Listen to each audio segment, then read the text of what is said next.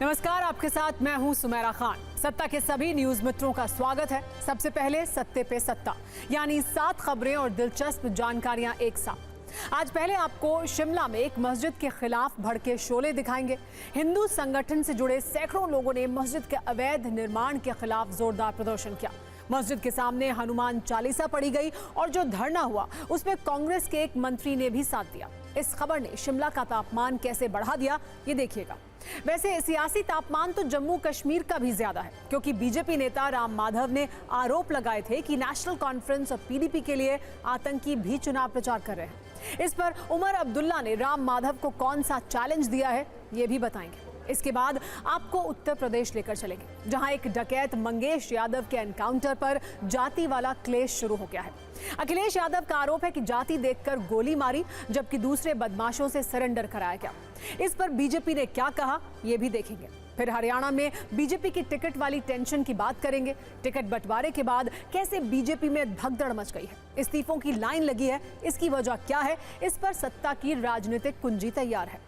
आज एक शुभ समाचार सिंगापुर से भी आया है। आज सिंगापुर के बड़े उद्योगपतियों ने पीएम मोदी से मुलाकात की, संवाद किया और इस दौरान कई बिजनेस लीडर्स ने भारत में निवेश की इच्छा भी जताई। पीएम मोदी ने उन्हें काशी में निवेश का न्योता भी दिया है। एक बड़ी खबर पुतिन से जुड़ी हुई। रूस के राष्ट्रपति यूक्रेन के साथ शांति वार्ता को तैयार है, लेकिन दिलचस्प बात यह है कि उन्होंने जिन मीडिएटर्स का जिक्र किया है उसमें भारत का नाम भी शामिल है। इंडिया के अलावा पुतिन ने चीन और ब्राजील का नाम भी लिया है। और आज सत्ता में न्यूज मित्रों के लिए आंखें खोलने वाली खबर भी है। अब एक ऐसी ड्रॉप आ गई है, आई ड्रॉप, जो आपको चश्मे से छुटकारा दिला सकती है। पूरी खबर क्या है, आई ड्रॉप कौन सी है और ये कैसे काम करेगी, इससे जुड़े सारे जवाब हम आपको देंगे। तो चलिए सत्ता की शुरुआत करते हैं। सबसे पहले उस खबर से जिस पर आज हिमाचल के शिमला में सड़क से सत्ता तक क्लेश छिड़ा हुआ है।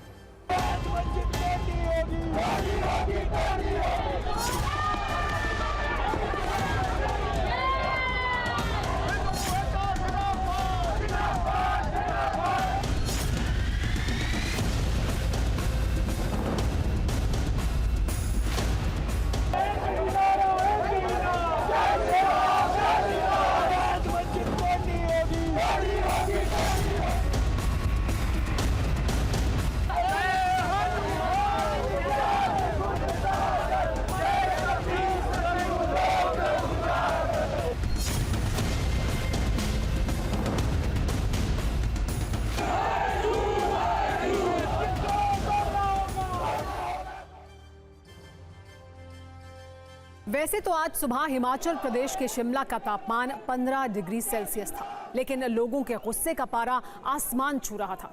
और इसकी वजह है एक ऐसी मस्जिद जिस पर सड़क से लेकर सियासत तक शिमला में शोले भड़क रहे हैं। ये मस्जिद शिमला के संजोली में बनाई जा रही है, लेकिन आरोप यह है कि एक मंजिला मस्जिद को अवैध तरीके से 5 मंजिला कर लिया गया। इसे एक खास मकसद के तहत बढ़ाया गया है। आरोप यह है कि यहाँ बाहर से भी लोग आते हैं और मस्जिद में 300 लोगों को शरण देने की साजिश है। डेमोग्राफी बदलने की कोशिश की जा रही है, ये आरोप भी है। इन गंभीर आरोपों के साथ आज शिमला में मस्जिद के बाहर हिंदू संगठन से जुड़े लोगों ने प्रदर्शन किया, सड़कों पर मार्च निकाला और मस्जिद के बाहर हनुमान चालीसा का पाठ भी किया।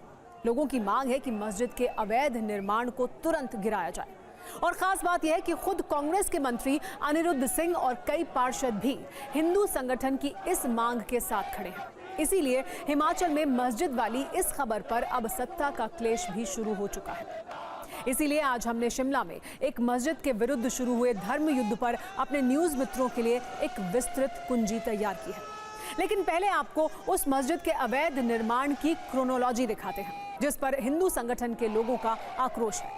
स्थानीय लोगों का दावा यह है कि यह मस्जिद पहले सिर्फ 1 मंजिला हुआ करती थी, लेकिन आरोप यह है कि वर्ष 2010 में मस्जिद पर अवैध निर्माण शुरू किया गया और देखते ही देखते 1 मंजिला मस्जिद को 5 मंजिला तक बना दिया गया। दावा है कि इसके लिए ना किसी की इजाजत ली गई और अब हालत यह है कि मस्जिद की 5वीं मंजिल पर भी लिंटर पड़ना शुरू हो गया है। इलाके में रहने वाले हिंदू समुदाय के लोगों को यह आशंका है कि पूरी साजिश के तहत मस्जिद का अवैध निर्माण किया जा रहा है और मस्जिद के विस्तार के लिए नगर निगम से भी किसी तरह की परमिशन नहीं ली गई है। और अब हालत यह है कि जहां पहले कम लोग नमाज पढ़ने के लिए आते थे, अब वहां नमाज के वक्त लोगों की भारी भीड़ जमा हो जाती है। इन आरोपों पर हमने संजौली में मौजूद इस मस्जिद के इमाम से भी बात की। हम आपको उनका दावा भी दिखा रहे हैं। इमाम के अनुसार ये मस्जिद वर्ष 1947 से यहाँ मौजूद है, जबकि हिंदू संगठन का आरोप है कि 2010 में इस पर अवैध निर्माण की शुरुआत की गई थी। मस्जिद के इमाम ने बताया कि पहले ये कच्ची थी और सिर्फ 2 मंजिला थी, जबकि लोगों का आरोप है कि सिर्फ 1 मंजिला मस्जिद की इजाजत थी। इमाम के अनुसार लोगों ने चंदा इकट्ठा किया और फिर मस्जिद के आगे का निर्माण शुरू किया गया, जबकि लोगों का आरोप है कि मस्जिद पर 3 फ्लोर अवैध तरीके से बनाए गए हैं। इमाम ने यह भी बताया कि पहले मस्जिद छोटी थी, जगह कम थी, इसीलिए लोग मस्जिद के बाहर नमाज पढ़ते थे, जिससे दिक्कत होती थी। लेकिन हिंदू संगठन का आरोप है कि ये सब डेमोग्राफी को बदलने की एक बड़ी कोशिश है। इमाम के अनुसार जमीन वक्फ बोर्ड की थी, जिस पर 2 मंजिला इमारत पहले से मौजूद थी और बाकी के निर्माण पर मामला कोर्ट में है, जबकि हिंदू संगठन से जुड़े लोगों की मांग है कि मस्जिद के अवैध निर्माण को तुरंत तोड़ा जाए। वैसे दावा यह है कि मस्जिद के इस इल्लीगल कंस्ट्रक्शन को रोकने के लिए 30 से 35 बार नोटिस भी किया गया है, लेकिन काम नहीं रुका। अब इसे लेकर हिंदू संगठन के लोग सड़क पर आ गए हैं। इस पर कैसे सत्ता का क्लेश हो रहा है ये भी दिखाएंगे, लेकिन पहले लोगों का गुस्सा देखिए।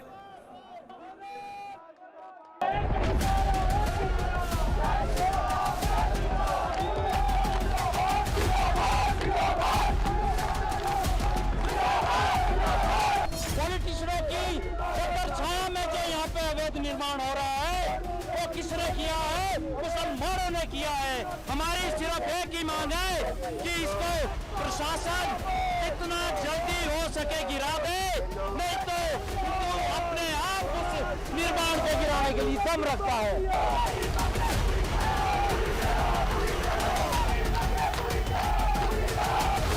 4 मंजिलें इसकी अवैध है। अगर यह हमारा आधा इंच छज्जा भी बढ़ता है तो उसे तुरंत तोड़ दिया जाता है।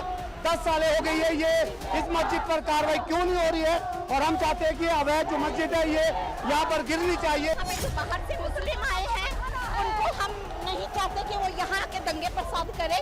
हमको ही मतलब यहाँ के हम लोकल वासी हैं, ये लोग हमको मारे आके, इसलिए हम ये कर रहे हैं कि बाहर वालों को जो भी रोंगे आ रहे उन लोगों को आप लोग स्टॉप करें।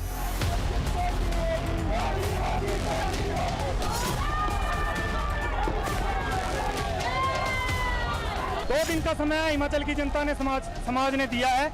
अगर 2 दिन में सरकार निर्णय करती है इसको हटाने का तो ठीक, अन्यथा हिंदू समाज अपना रास्ता स्वयं तय करेगा और हम देखेंगे कि कैसे इसको हटाया जाना है। स्थानीय हिमाचल का मुसलमान है, उनसे हम लोगों को कोई दिक्कत नहीं है। वो लोग सौहार्द से यहाँ रहें, अपने आराम से रहें, शांतिपूर्ण ढंग से रहें। यदि वो बाहर के मुसलमानों के लिए हिंदू समाज के साथ बैर करेंगे तो फिर गेहूं के साथ घुन भी पिसेगा।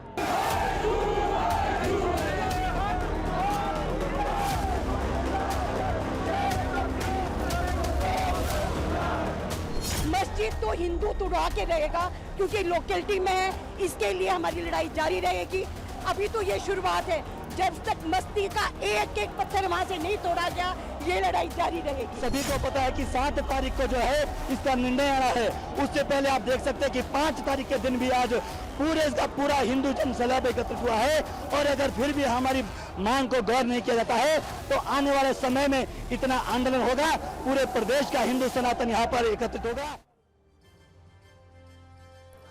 अब आइए आपको ये भी बताते हैं कि आखिर इस मस्जिद के अवैध निर्माण पर महाभारत शुरू कैसे हुई। ये सारा विवाद शिमला के संजौली में मारपीट की एक घटना से शुरू हुआ। मुस्लिम समुदाय के लोगों पर एक स्थानीय व्यक्ति के साथ मारपीट का आरोप लगा। इस मारपीट के बाद हिंदू समुदाय से जुड़े लोगों ने हंगामा शुरू किया। मस्जिद के अवैध निर्माण के खिलाफ हिंदू संगठन बड़ी संख्या में जमा हो गए। 3 दिन पहले मस्जिद के अवैध निर्माण को तोड़ने की मांग पर एक बड़ी रैली भी निकाली गई और इसमें कांग्रेस के भी 3 पार्षद शामिल हुए। इसके बाद बुधवार यानी कल कांग्रेस के मंत्री अनिरुद्ध सिंह ने इस मामले को विधानसभा में उठाया और कहा कि अवैध निर्माण तुरंत गिराया जाना चाहिए, क्योंकि अवैध का मतलब अवैध ही होता है। ये कैसी स्थिति उत्पन्न हो रही है प्रदेश में? जो रोज नए लोग आ रहे हैं, जमात वाले आ रहे हैं, कहीं आ रहे हैं जिनका अता पता ही कोई नहीं। क्या ये रोहिंग्या मुसलमान है? मैं खुद अध्यक्ष महोदय 1-2 जनों को जानता हूं जो बांग्लादेश से आए हैं, उसकी वेरिफिकेशन होनी चाहिए। क्या प्रशासन से मंजूरी ले गई मस्जिद खोलने की?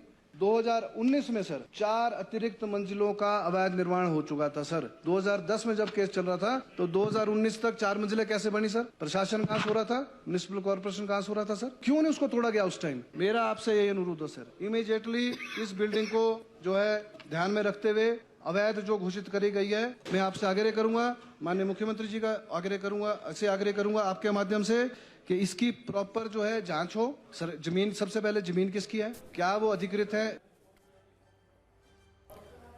कांग्रेस के मंत्री का बयान, बीजेपी के खेमे से तालियां। ये सब देखने को मिला क्योंकि हिमाचल में कांग्रेस की सरकार है, इसीलिए मस्जिद के वैध अवैध वाले घमासान पर अब असदुद्दीन ओवैसी ने मोहब्बत की दुकान और नफरत का सामान वाला एंगल जोड़ दिया है।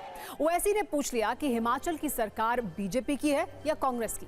साथ ही ये भी लिखा, हिमाचल की मोहब्बत की दुकान में नफरत ही नफरत है। संघियों के एक झुंड ने मस्जिद को तोड़ने की मांग की है और अब संघियों के सम्मान में कांग्रेसी भी मैदान में आ गए हैं। ओवैसी के अनुसार भारत के नागरिक मुल्क के किसी भी हिस्से में रह सकते हैं और उन्हें रोहिंग्या और बाहरी बुलाना देश विरोधी है। हिमाचल में मस्जिद पर शुरू हुए हिंदू मुसलमान वाले इस धर्म युद्ध पर कैसे सत्ता का क्लेश हो रहा है, इस पर भी एक न्यूज रील आप देखिए।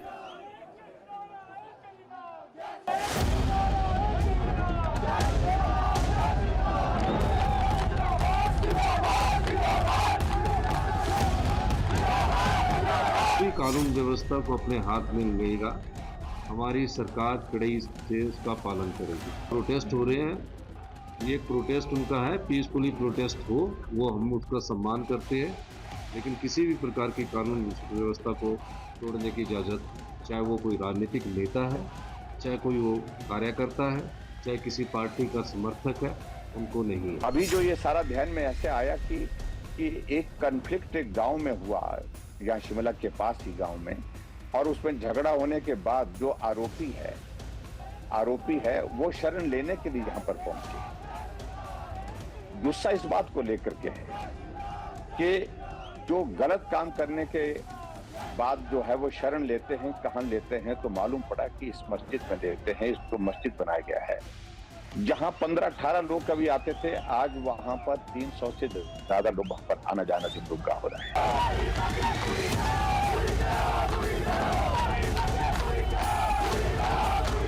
जहां तक उसके स्ट्रक्चर के इलीगैलिटी की है, उसके ऊपर जो है वो कार्रवाई करवाई जा रही है। तो उसमें कितना स्क्वायर फुट अलाउड है, कितनी परमिशन उसमें ली गई है और कितनी नहीं ली गई है, वो तो वहीं पर ही उसका तय होगा और उसके बेसिस पर गवर्नमेंट एक्ट करेगी। अगर इलीगल है तो निश्चित तौर से उसके ऊपर कार्रवाई करवाई जाएगी।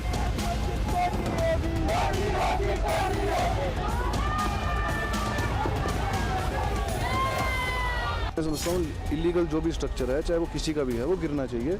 ये मैं इस पक्ष में हूँ। रही बात ओबीसी साहब की, मैंने देखिए सही को सही और गलत को गलत तो बोलना चाहिए। बात ये है, ओबीसी की बात उनकी अपनी सोच है, वो एक समुदाय के दम के ऊपर ही जो है अपना उनकी राजनीति जिंदा है।